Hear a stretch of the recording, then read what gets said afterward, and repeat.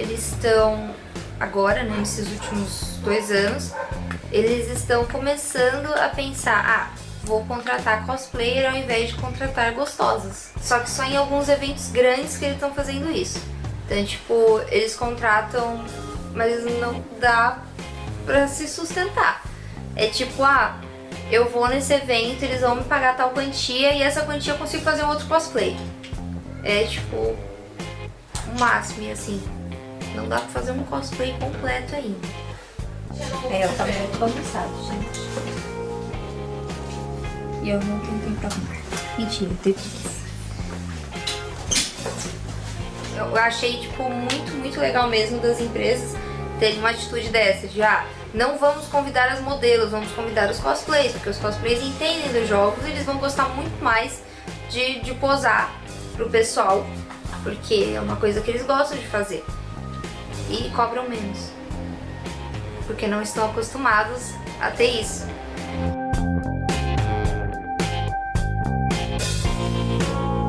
Acho que tá gravando. Bom, é a primeira vez que eu gravo, pra falar a verdade, da webcam. Então vai ficar bem diferente dos vídeos do meu canal. Até porque aconteceu muita coisa desde a última vez que eu gravei vídeo pro canal. Se eu consigo crescer com o vlog, eu consigo ter, tipo, o dinheiro do YouTube. Então, tipo, eu já consigo esse dinheirinho do YouTube. Se eu consigo essa visualização do vlog, coloco a minha stream, divulgo a minha stream nesse vlog, aí eu já tenho mais visualizações na stream também. E ambos dá pra ganhar dinheiro.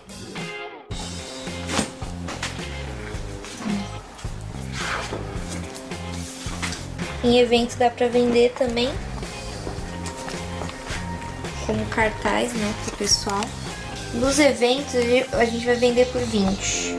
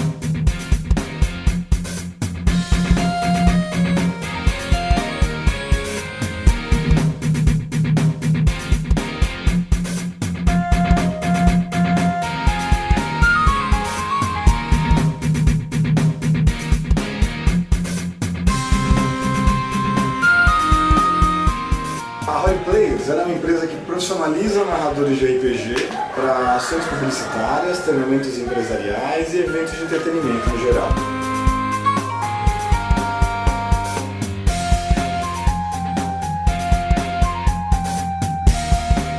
Eu comecei a trabalhar com RPG oficialmente assim, em 2010. Eu jogo RPG desde 94. Desde então eu comecei a tentar pensar num modelo de negócio onde o RPG pudesse se aproveitar dessa característica de experiência para funcionar como fonte de renda.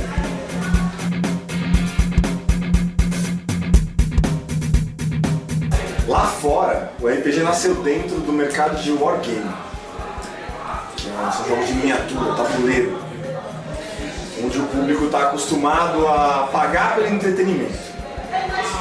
Né? Ou seja, isso ajuda um bocado. O fluxo de grana no mercado é um pouco maior, você tem um pouco mais de investimento, né, girando em volta disso, isso gera interesse de empresa, gera interesse do público. Mas aqui no Brasil ele nasceu dentro do mercado editorial. E instituiu-se uma cultura do RPG gratuito para demonstrar produto.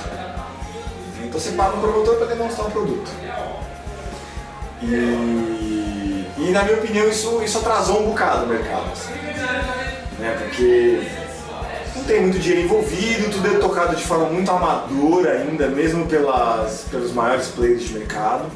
Hoje em dia a gente tem algumas editoras um pouco mais agressivas, né? A gente teve evoluções legais do ponto de vista de ter publicações no nosso idioma, né? De algumas publicações escritas em português e publicadas em português com alguma qualidade. Mas dá pra dizer que isso não é um problema o Brasil sofre com isso, mas o mundo também sofre um pouco com isso.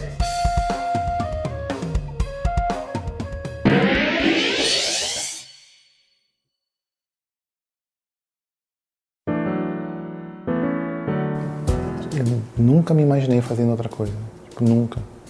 Tipo, Fábio, o que você quer ser quando crescer? Autor de histórias em quadrinhos, sabe?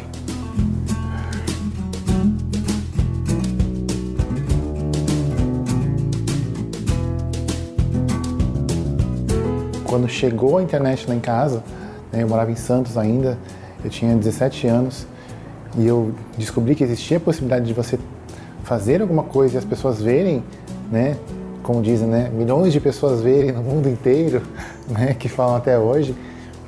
Eu comecei a escrever as histórias e colocá-las num site, né, e o diferencial foi que eu comecei a usar uma ferramenta muito inovadora para a época, que era o Flash, né, que é um programa de desenhos vetoriais. O site meio que explodiu, assim. Eu tinha leitores no Brasil inteiro, eu recebi um convite da editora JBC para lançar a versão impressa, e assim foi, até idos de 2002, 2003, quando o site saiu do ar.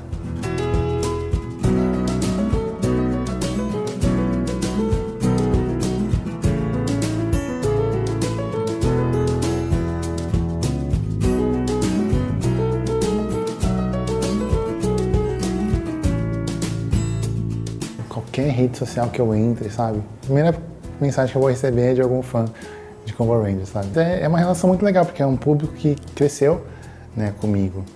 Então, hoje são os caras, sabe, tipo, já com filhos e tal, né? E quando começaram tinham, sei lá, 8, 9, 10 anos.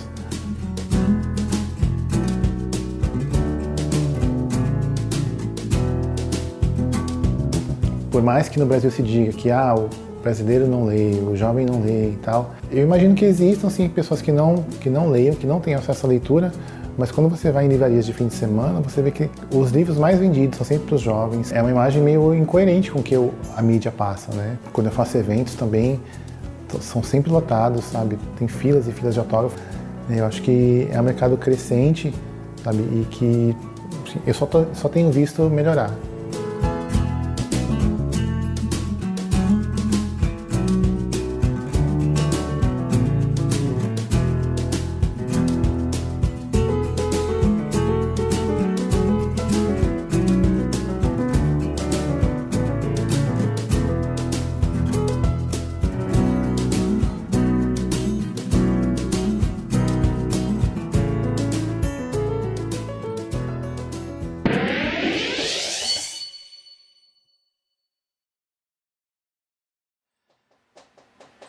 Saudações, ouvinte desocupado, você do mundo inteiro que insiste em ouvir essa bagaça de programa. Sim, você me conhece, eu sou o Léo Lopes. É com orgulho nas minhas tetinhas gordas que eu trago pra você mais uma edição do seu podcast totalmente fenomenal, mais uma edição do Radiofobia Les. Olá, eu sou o Léo Lopes, eu sou radialista, sou locutor e sou responsável pela Radiofobia Podcast Multimídia, minha empresa, que é especializada na produção e edição de podcasts. Batam palmas, anões. Cadê vocês, anões?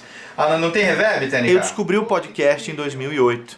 Eu estava pesquisando a carreira de um dublador, de um ator chamado Guilherme Briggs, e acabei descobrindo uma entrevista dele num podcast chamado Nerdcast, e esse acabou sendo o primeiro podcast que eu ouvi. Durante uns 6 meses, mais ou menos, eu só ouvi podcast, eu só consumi podcast.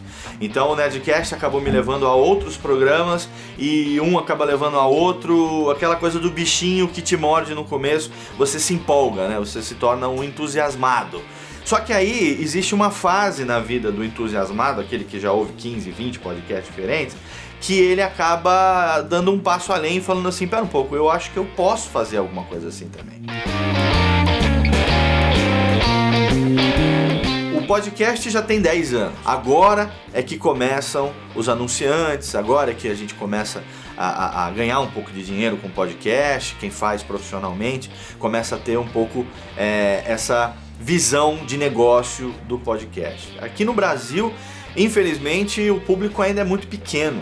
O mercado de podcast hoje ele ainda não é nada perto daquilo que ele pode vir a ser. muito comum você ter um nerd alguma coisa ou alguma coisa cast que tem a ver com alguma coisa relacionada à cultura nerd em geral. Podcast é e será uma ferramenta de distribuição de internet.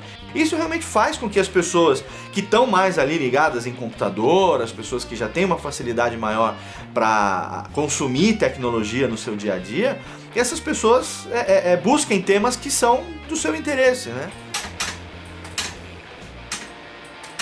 E na verdade, hoje em dia, se você for ver, as grandes fortunas do mundo são nerds. Steve Jobs é um grandíssimo de um nerd, né? Hoje em dia, não ser nerd significa que você tá por fora. Como assim você não conhece Star Wars? Como assim você nunca jogou Portal? Como assim você não sabe o que está acontecendo hoje no cinema? Como assim você não sabe que a indústria de games hoje fatura mais do que a indústria cinematográfica, né? Então hoje em dia é o contrário. Quem não é nerd geralmente sofre bullying de quem é porque ser nerd hoje acabou se tornando referência. A gente tá aqui no programa hoje totalmente fenomenal, juntamente com nossos amigos ao vivo pra você em radiofobia.com.br. Exatamente.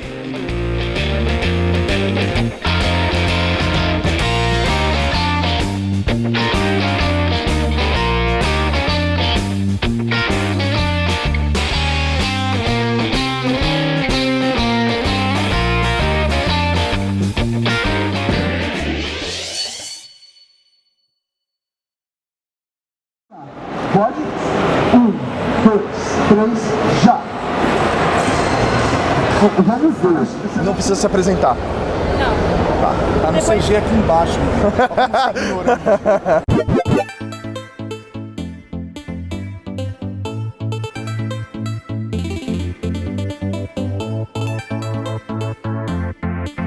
Nós começamos a Rede Geek em 2007, quando o Mentira. blogs...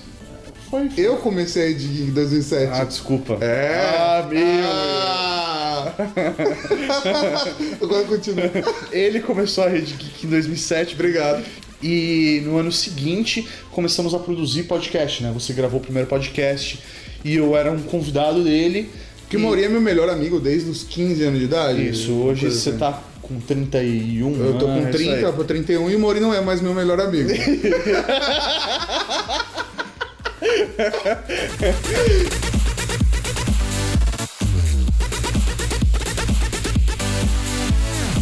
O Tato veio com a proposta de gravar podcast com essa temática de universo de tecnologia, universo geek, cultura pop. Quando ele já tinha, sei lá, uns 10 programas lançados, eu já tinha participado de todos, né? E aí a gente tava conversando sobre isso. E aí o Mauri falou, já tô em todos.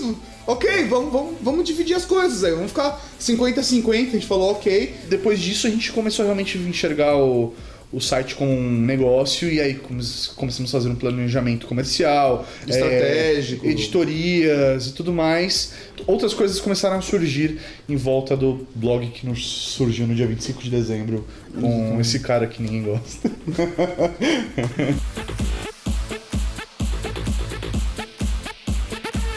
E a gente percebeu que tinha público, o pessoal estava interessado no conteúdo, a gente fazia muito pra gente, pros nossos amigos, e a gente começou a não entender o volume de acessos e downloads da galera que eu não tinha tanto amigo assim, né? Isso que eu era uma pessoa que relativamente tem bastante amigo, mas aquela coisa, quando vai passando de 2, 3, 4, 5 mil pins de views, tô falando assim, peraí, tem alguma coisa de diferente, né?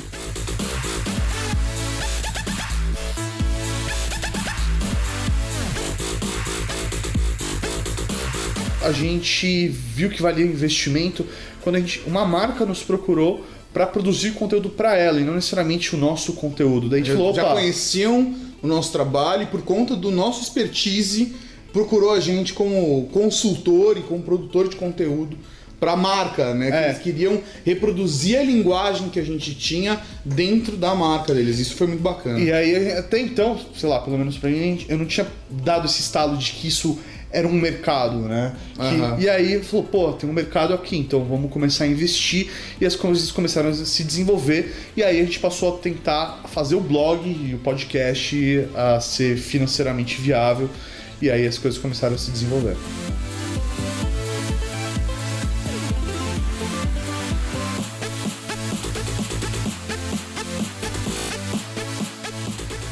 Cavalaria Geek é o nome que os nossos fãs, nossos ouvintes, leitores se autodenominaram, né? A gente foi desenvolvendo as coisas e conforme a gente foi desenvolvendo, a gente tinha o feedback da galera e isso foi crescendo com a mão de todo mundo ali. E até por causa disso, a gente, quando criou a nossa loja de camisetas, o nome da loja passou a ser Cavalaria Geek, em homenagem aos nossos ouvintes, os nossos fãs, para eles poderem vestir realmente o uniforme deles, né? Cavalaria Geek.